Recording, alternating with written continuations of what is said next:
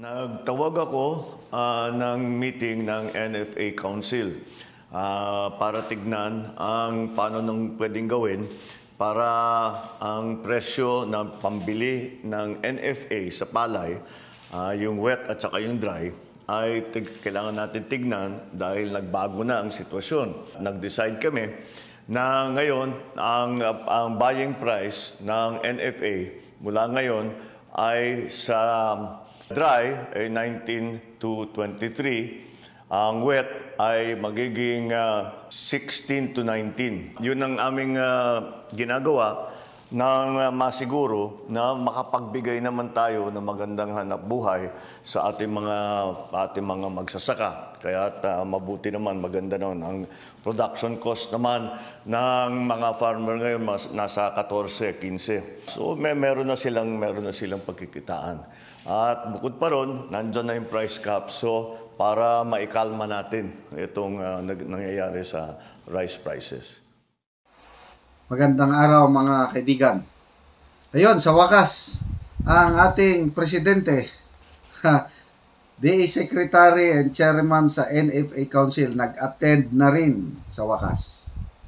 Kasi napag-alaman natin na absinos na DA Secretary itong presidente. Hindi siya nag-attend sa meeting ng Department of Agriculture. Yun lang, Senior Yusek Panganiban ang pumupunta sa Malacanang at nag-uusap sila tungkol sa agricultural sector. What kind of management is that? So, dito, presyo ng buying price ng government sa palay. So, ikwenta natin kung magkano ang kita ng farmer. Granting na ang mga farmer bibilhin ng NFA yung kanilang bigas. By the way, last year pa daw ito, proposal ng NFA na increase yung presyo ng palay.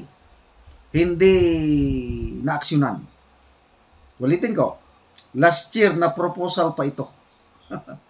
Kung hindi pa nagkaroon ng price cap ang bigas, kung hindi pa dahil sa mga smugglers and hoarders, wala na, inupuan na ng presidente bilang chairman ng NFA Council, hindi niya na nakayang inaksyonan.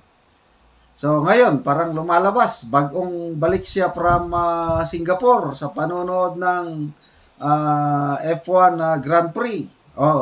Pakitang gilas, meeting kaagad, NFA Council, ito na. Desisyon, yan na yun. Salamat at may desisyon na. At least gagalaw na ang NFA.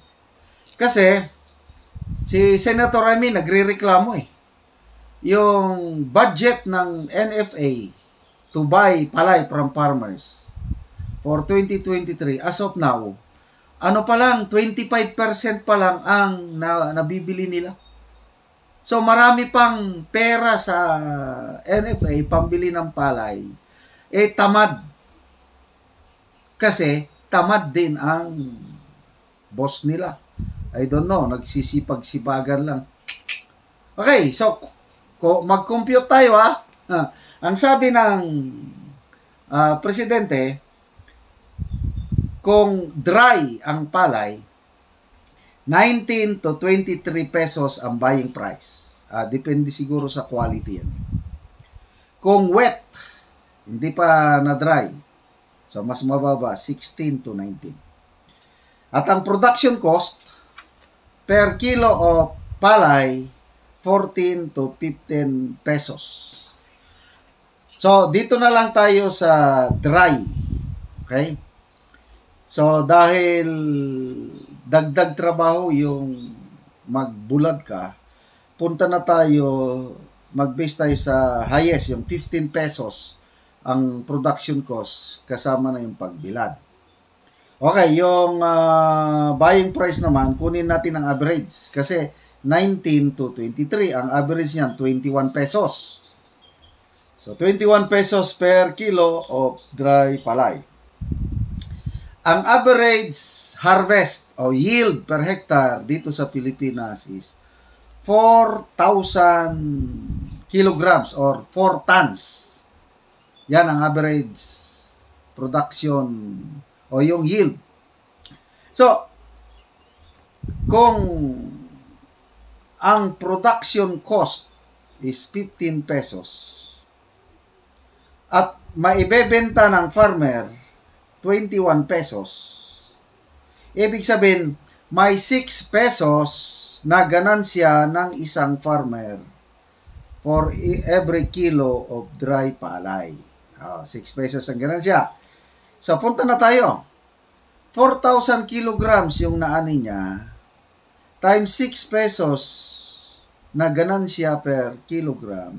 Ang income ng farmer for 1 hectare is only 24,000 pesos. Tama ba? Okay, so, tama. Kinompute ko, ano?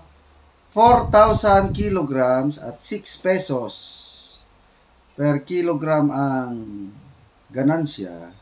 Ang income ng isang farmer is 24,000 pesos per hectare. 24,000 pesos per hectare. Yun ang income ng isang farmer. Okay. How many months bago ma-harvest ang isang palay? So, depende sa variety. Again, mag-average 3 months ang harvesting period. So, ibig sabihin, yung 24,000, i-divide natin in 3 months para makuha natin ang income ng isang farmer for 1 month. So, 24,000 divided by 3 months, lumalabas lang 8,000 pesos ang income ng isang farmer sa isang hektarya. Okay, so punta na tayo. Kung ako, ang farmer, I have 50 hectares at 8,000 ang aking income per hectare. Wow, tumataginting na 400,000 sa isang harvest season. So, okay na ito. Buhay na yung mayamang farmer kasi may 50 hectares siya. Kaya lang, ang mga farmer natin, ano sa tingin nyo? Ilan ang average na, karamihang farmers natin, less than 2 hectares ang kanilang sinasaka. Ano pa yan? Sa upa. So, maswerte na ang isang farmer na meron siya 1 hectare. So, ibig sabihin, bawat farmer mag-average ng 1 hectare ang kanyang sinasaka. Ang income lang niya sa isang buwan is 8,000 pesos. O sabihin mo na lang na lumaki ng konti ang kanyang, o gawin mo na lang 2 hectares. 2 hectares ang average na area ng isang farmers times 8,000. So, 16K per month lang ang kanyang income. Tanong, kasya na ba yan para sa pamilya? Kung pagkain lang, pwede na. Sufficiente na. Hindi na magugutom pamilya. But, kung magpaaral pa, ilan ang anak? So, yun na. Kung magkasakit, kung yung mga incidental expenses. So, dito natin makikita na ang farmers natin ay hindi, kawawa.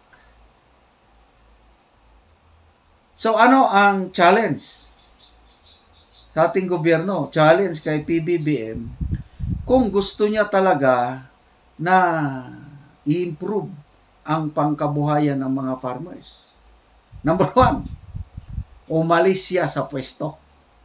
Yun ang palagi kong panawagan. Get out of your post, Mr. President. Hindi ka bagay maging DA Secretary.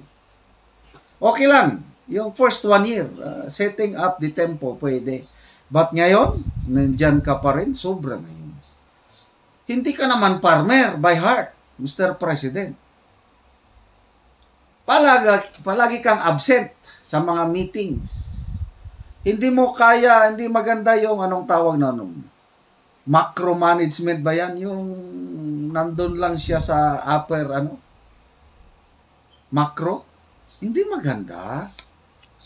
So, yun ang unang maitulong ng presidente sa mga farmers. Kung gusto niyang tulungan, dapat mag-appoint na siya ng permanent DA secretary. Halos lahat nananawagan na, kakampi man niya or kritiko. Bakit ayaw niyang bitawan? Yun ang question na hindi masagot-sagot. Wala naman siyang enough time na tutukan ang agricultural sector. Nagkakagulo-gulo na nga ang ating bansa dahil sa mataas na presyo ng mga agricultural products. Di ba? Bigas at mga gulay, palaging pataas. Panahon ni Tatay Digong, hindi man ganyan. Nagka-pandemic nga tayo panahon ni Tatay Digong. Hindi naman ganyan ka mahal ang agricultural products. Panahon ni PBBM, akala ng marami, bayan babangon muli, parang bumabagsak naman tayo. So, yan ang number one na gawin ng presidente, umalis na sa pwesto. At maglagay ng isang tao na may farmer by heart. So, sino ang pinaka-the best? Wala nang iba. Si former DA Secretary Manny Piñol. No other else. He's a farmer by heart. Siya? Panahon pa ni dating President Marcos Sr. Nandyan na yan, Manny Piñol na yan. Alam niya yung kalakaran ng Masagana 99 noon. Alam niya yung kalakaran ng food terminal, Kadiwa. Alam na alam ni Manny Piñol. So, sana maglagay na ng Pangulo ng isang farmer by heart na secretary. Nire-recommend ni Secretary Jukno itong NEDA Chief Balisacan. Nako, hindi pumapayag ang mga farmers group. Bakit daw? Pro-import daw itong si Balisacan. Gusto nila import ng bigas. Kawawa nga ang kawawa ang farmers kung puros import na lang ang iniisip. Kaya hindi pwede. So, sabi naman ni Senator Amy, wala daw tao o government official na may gusto maging Secretary of Agriculture. No takers. Bakit kaya no takers? Duda. May kinakatakutan. There is somebody around the president, malapit sa presidente, na siya ang nagdidikta. Na kung sino man ang ilagay na Secretary of Agriculture, wala rin siyang magagawa kasi hindi niya kayang salungatin ang nagdidikta. Yung nagdidikta ngayon sa presidente, yan ang kinakatakutan ng lahat. So lumalabas, ang presidente hindi siya ang tunay na DE Secretary, somebody. Kung sino man yun, hindi ko na lang panganlan. Alam na alam nyo na. So, ulitin ko, kawawa ang mga farmers. Ang income, 8,000 to 16,000 per hectare lang ang panila. Halos hindi makapagpaaral ng anak hanggang pagkain lang. So, yung sinasabi ng Pangulo na he wants to improve agricultural sector?